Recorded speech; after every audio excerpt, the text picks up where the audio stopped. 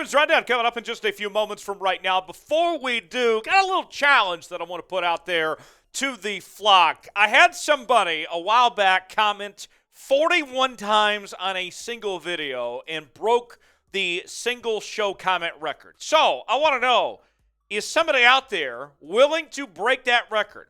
Who is going to put 42 comments in the comment section? Let's see. A little challenge out there. Whoever breaks the comment record and has the most comments on today's video, you are going to get a shout out here on the Ravens Rundown later in the week. Let's get started with today's show.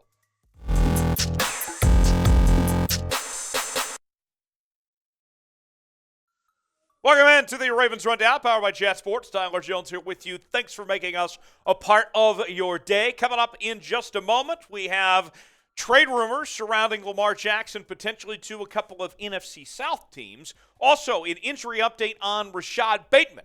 We'll get to all that and more in just 1 second. Let's begin with Lamar Jackson. According to the Washington Post, not my favorite paper of record by any means, but nonetheless, Jason Canfora is reporting that not only the Falcons, but also the Carolina Panthers are expected to aggressively pursue Lamar Jackson in the trade market. We already know that the franchise tag is an option to the Ravens with them getting a deal done for Roquan Smith. So no matter what, whether the Ravens sign a long-term deal for Lamar or franchise tag him one way or the other, he's not going to just simply walk in free agency for nothing. Whether he comes back to Baltimore or is traded, they will get something one way or the other. Here's what Canfora had to say with this report. The executives I spoke with kept coming back to two NFC South teams as potential Jackson landing spots, the Atlanta Falcons and the Carolina Panthers. Both missed out on the Deshaun Watson sweepstakes a year ago, but not without a significant fight. Both have a needed quarterback. Both markets could use a jolt, and neither owner is afraid to spend. Then Canfora put together a couple of trade proposals involving the Falcons and the Panthers, potentially of what that could look like. And in both cases, the Ravens get a pretty good corner. In the Falcons trade, they get A.J. Terrell, as well as the number 8 overall pick, more picks in 2023, as well as Grady Jarrett. The Panthers trade proposal includes J.C. Horn, the number 9 overall pick, and then future picks within 2024. Now, I have said this before, and I will continue to reiterate, I am not in favor of trading Lamar Jackson. I do not want to see him move on and wear another uniform. Those trades, although they may be intriguing, I think it's a fair compensation package. But that, to me, I'm not interested in that right now. I want to see Lamar back in Baltimore next year. So predict it for me in the comment section. Will Lamar Jackson get traded? What say you? Type T for trade, type P for pass. Will we see Lamar Jackson get traded this offseason? Let me know in the comment section below. You might get an ad break. If so, take advantage of it. Get your votes in. T for trade, P for pass. Now, on the heels of these trade rumors, we also got new details that have emerged on Jackson's contract negotiations with the Ravens over this past year or so, as we heard from Eric DeCosta, also from ESPN's Ryan Clark. We'll get to Ryan Clark here in just a moment. Let's start with DeCosta, what he had to say, speaking to the media within the last couple of days. Our relationship with Lamar, I think it's fantastic every single day. Now you can say, what's it like negotiating? That's a challenge because that's a business relationship. Anytime you negotiate with anybody, it's not always going to be an easy conversation had.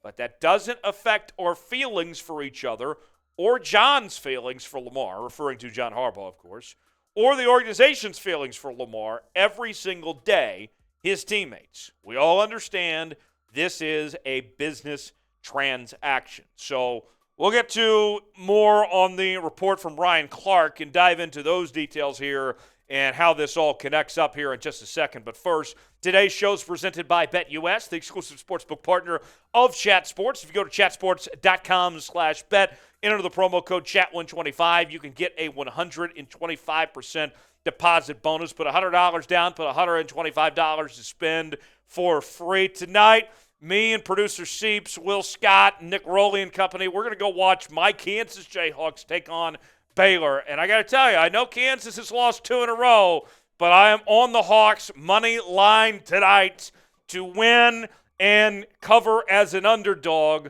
That's the bet I recommend. You want to bet some college basketball, do that. You want to bet some NBA, NFL playoffs that are still remaining. Get your bets in now. Chatsports.com/bet, promo code chat125. So now we also have some conflicting reports on Lamar's contract talks. You heard what DaCosta had to say, that it's a business relationship, that things are a little difficult. But we heard this just within the last couple of days from Ryan Clark. Our boy Dov put out this tweet kind of summing it all up here. Listen to this. Report: the Ravens offered quarterback Lamar Jackson $113 million in guarantees initially, before eventually raising it to $133 million. That's what Ryan Clark had to say on ESPN. For comparison, one of the last big money deals a QB signed is Browns quarterback Deshaun Watson with $230 million guarantees. So you can see, based on those numbers that have been thrown out there by Ryan Clark, not even close to the Deshaun Watson numbers. Now, let's go back in time to the hot tub time machine from back in August. And my good friend Diana Rossini from ESPN personally spoke to Lamar Jackson as the negotiations closed at that period of time. And this is what Diana had to say. I just spoke with Lamar Jackson and asked if he turned down $160 million guaranteed. He said that isn't the exact number. He said roughly between 160 and 180 was offered, and he turned it down. I said, you're going to write it out all year? He said, we'll see with a smile. So, somebody is wrong or somebody is lying, one of the two. I don't know who, but I tend to push towards Diana and Lamar in this case rather than what Ryan Clark had to say. Here are the quarterbacks that are currently getting $133 million guaranteed.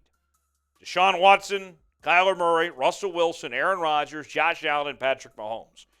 And of note, Matthew Stafford and Dak Prescott are just under that number. And if you watched Dak play last night, I think you certainly say to yourself, yeah, Lamar deserves a lot more than that guy.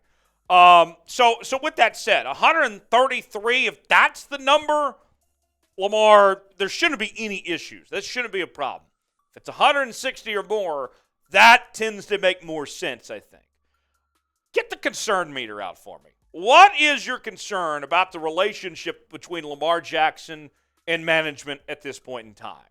With the way the things ended at the regular season, and these ongoing talks that have gone on since last summer and no deal that's been done yet, are you concerned about this stalemate of sorts between management and Lamar? Let me know in the comment section. Scale it for me, 1 through 10, and let me know. We are your offseason headquarters here on the Ravens Rundown with daily Baltimore Ravens coverage like no one else is, as we have the latest news and rumors. We're also counting down to the NFL draft, free agency, and more. It is all right here on the Ravens Rundown. If you're a real one, if you love your Baltimore Ravens, you need to subscribe. You ain't alive if you ain't subscribed to the Ravens Rundown. Hit that sub button, turn on notifications so you never miss a moment. One more note before we go. Let's talk about Rashod Bateman, the wide receiver for the Baltimore Ravens. Obviously, he went down about the halfway point of the season, but he did tweet out a photo the other day of some surgical scars from his foot surgery, from the Lisfranc injury.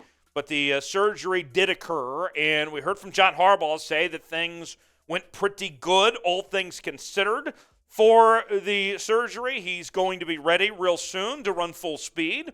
He's going to have a great offseason. He's going to be up and running. So very good to hear from John Harbaugh when it comes to Rashod Bateman. Surgery was a success, and Rashod Bateman should be out there very soon for offseason workouts and be back in full shape up to full speed. So some question marks surrounding that wide receiving corps as we head in this offseason. Are they going to draft a receiver? Are they going to sign a veteran? Rashod Bateman coming off another injury. When it's all said and done, is he going to be the number one receiver next year? I wonder. I wonder if that's going to be the case, if he's going to be the number one guy or not. If you think he will, type Y for yes. If not, type in for no. Let me know in the comment section if you think Rashod Bateman is going to be the guy leading the receiving corps. As always, you can interact with me on social media, Twitter, Instagram, and Facebook at Tyler Jones Live, talking about your Ravens on those social media platforms. And we will see you next time, right here on the Ravens Rundown. Thanks for joining us.